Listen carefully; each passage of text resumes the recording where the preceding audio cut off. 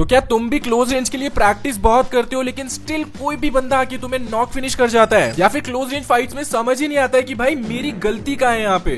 तो वीडियो को पूरा देखते रहो क्योंकि आज तुम्हारा भाई तुम्हारी क्लोज रेंज इंप्रूव करवाने वाला है गेम सेंस के थ्रू। तो शुरू करते हैं वीडियो को। गाइस आज की इस वीडियो में बिगिनर्स पे ज्यादा फोकस करेंगे। ऐसे लोग जिन्हें ये लगता है कि अगर क्लोज रेंज इंप्रूव करनी है तो सिर्फ ट्रेनिंग करनी होगी, घंटों घंटों प्रैक्टिस करनी होगी, तो ऐसा बिल्कुल नहीं है। अब ये वाली चीज सारे ही बिगिनर प्लेयर्स रिलेट कर पाएंगे, जो कम गेम खेलते हैं वो भी रिलेट कर पाएंगे कि जब भी कोई भी बंदा अग्रेसिवली रश कर रहा होता है तो उनमें एक बहुत ही तगड़ी हेजिटेशन रहती है कि यार मुझे क्या करना चाहिए, क्या मैं टीपीपी लेते रहूं या फिर रश करूं, मैं करूं तो करूं क्या? और कुछ भी समझ में ना आने की वजह से बंदा ऐसे ही घुस के अपनी पेटी बनवा लेता है। तो गाइस ये प्रॉब्लम सारे ही प्लेयर्स के साथ होती है जो गेम को इतना ज्यादा नहीं खेलते हैं, और ये प्रॉब्लम ज्यादा उन लोगों के साथ होती है जो रैंक्स के लिए बहुत ज्यादा खेलते हैं। तो first of all guys, close range में हेजिटेशन सब चीजों को तबाह कर सकती है। भले ही तुम्हारा एम कितना ज्यादा अच्छा हो, कुछ भी तुम प्रैक्टिस करके आ जाओ, लेकिन क्लोज रेंज में जो 1 सेकंड वाली हेजिटेशन है अगर वो आ जाती है तो पूरा गेम तुम्हारा वहीं पे खत्म हो जाता है। तो सबसे पहली चीज तुम्हें ये करनी है कि क्लोज रेंज में कभी भी इतना ज्यादा हेजिटेट नहीं करना है। जो भी तुम्हारा माइंड बोल रहा है कि हाँ यहाँ से जाके मुझे रश करना है या फिर यहाँ पे जाके होल्ड करना है, तो वही करना है।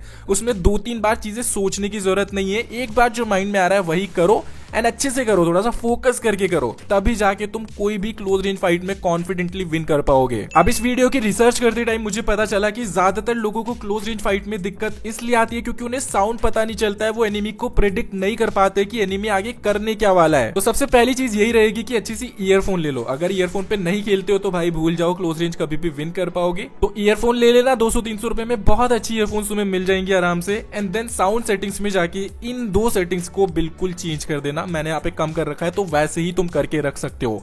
इससे कभी भी तुम्हारे आसपास फायर हो रहा होगा, गाड़ी वगैरह जा रही होगी, तो तुम्हारा साउंड सेंस बिगड़ेगा नहीं। अब एग्जांपल के लिए यहाँ वाली फाइट्स देखो, यहाँ पे हमें पता था कि ऊपर बंदे बहुत सारे हैं, तो हम जस्ट टीपीपी लेके खड़े थे और जैसे ये बंदा नीड पिन करके आता है मैं उसे आराम से नॉक कर देता हूँ।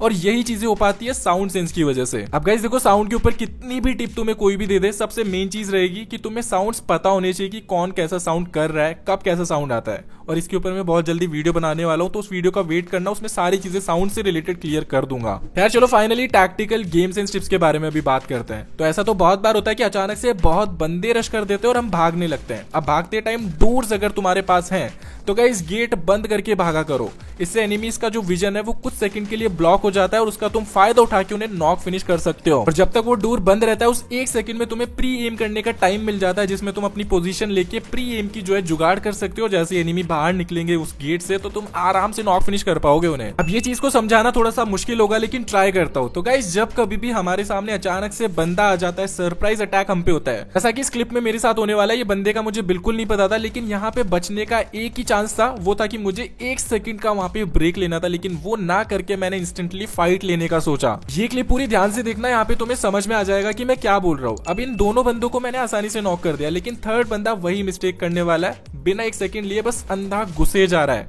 और देखा ना तुमने, फायर करने का भी मौका नहीं मिला बंदे को, ऐसे ही नॉक फिनिश हो गया। देखो अग्रेसिव खेलना बहुत अच्छी बात होती है, इससे तुम्हारी स्किल्स इंप्रूव होती है, तुम्हारा कॉन्फिडेंस बढ़ता है, लेकिन तब जब तुम एक अच्छे तरीके से खेल रहे हो। ऐसा नहीं कि तुम्हें कुछ पता नहीं है सिनेरियो क्या है, बंदा कहाँ है, बस तुम अंधा घुसे जा रहे हो जस्ट बिकॉज तुम्हारे टीममेट्स या तो नॉक हो रखे हैं, तुम अकेले बंदे बचे हो, तुम्हें कुछ समझ में नहीं आ रहा है। भाई समझ में कहां से आएगा? जब तुम 1-2 सेकंड का टाइम लोगे तब तो समझ में आएगा ना कि क्या सिचुएशन चल रही है। तो टाइम दो अपने आप को, क्लोज रेंज फाइट्स ऐसे घाई घाई में नहीं ली जाती है। जो भी लोग कॉम्पिटिटिव मैचेस देखते हैं उन्हें पता होगा कि एक 1v1 को होने में कभी कितना टाइम लग जाता है। लोग एंगल ही बदलते रह जाते हैं क्योंकि वहां पे रिस्क नहीं लिया जा सकता है। ये 2-3 क्लिप्स देखो और यहाँ से समझ लेना कि इस तरह की चीजें नहीं करनी है। तो फर्स्ट ऑफ ऑल ये बंदा देखो, इसके पास एक अच्छा खासा एडवांटेज था, लेकिन भाई फिर भी घुसा है आके यहाँ पे। मुझे ऊपर जाना था, मुझे मार सकता था आराम से। सेम चीज यहाँ पे देखो, बंदे के पास बढ़िया एडवांटेज है, मेरी रिलोड आ चुकी है गन, बट स्टिल ये देखो क्या करता है भाई। मतलब जहां से पुश नहीं करना होता है वहीं से पुश किया है। अब कभी कभी हम ऐसी सिचुएशन में फंस जाते हैं जहां पे कुछ भी पता नहीं चलता है और बस समझ में ये आ जाता है कि भाई अब तो नॉक फिनिश होने ही वाला है, गलती फंस गया यहाँ। तो ये सेम चीज इस बंदे के साथ होने वाली है। अब ऐसी सिचुएशन में करना कुछ नहीं है, एक चीज तो माइंड में हमेशा रखनी है कि हाँ ये सिचुएशन खत्म है, बहुत गंदे डिसएडवांटेज में हूं मैं, तो यहाँ पे एक चीज मैं कर सकता हूँ कि बस फायर करते रहूं और किसी तरह से खुद को सेव कर लूं।